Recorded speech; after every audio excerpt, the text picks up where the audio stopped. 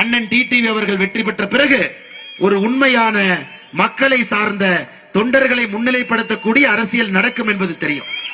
அதனால்தான் இருவரும் இணைந்து தோற்கடிப்பதற்காக கங்கணம் கட்டிட்டு வர்றாங்க. இருவரையும் ஒவ்வொருவரா பார்க்கலாம். திராவிட முன்னேற்ற கழகத்தினுடைய துரோகத்தை பார்க்கலாம். முல்லை பெரியாறு அணை கேரளாவில் இருக்கு. அந்த அணையிலிருந்து வரக்கூடிய நீர் நமக்கு மிக முக்கியமான நீர். தேனி பகுதியில் இருக்கக்கூடிய விவசாய பெருமக்களுக்கும் அது முக்கியமான நீர் ஆதாரம். உச்ச நீதிமன்றம் 2006 146 அடி இதை உயர்த்தலாங்கிறாங்க. அதன் பிறகு கட்டி முடித்த பிறகு 152 உயர்த்துங்கிறாங்க. உடனே கேரள அரசு ஒரு சட்டத்தை கொண்டு வந்து 136 அடியாக குறைக்கிறாங்க. அன்னைக்கு இங்கே ஆட்சியில் இருந்த திராவிட முன்னேற்ற கழகம் வாயை திறந்து கூட பேசல. அதன் பிறகு கேரளா இன்னொரு சட்டத்தை கொண்டு வர்றாங்க. அது மத்திய அரசோடு இணைந்து, ஏன்னா காங்கிரஸ் ஆட்சி அங்க இருக்குது, இங்கே காங்கிரஸ் ஆட்சி இருக்குதுங்க.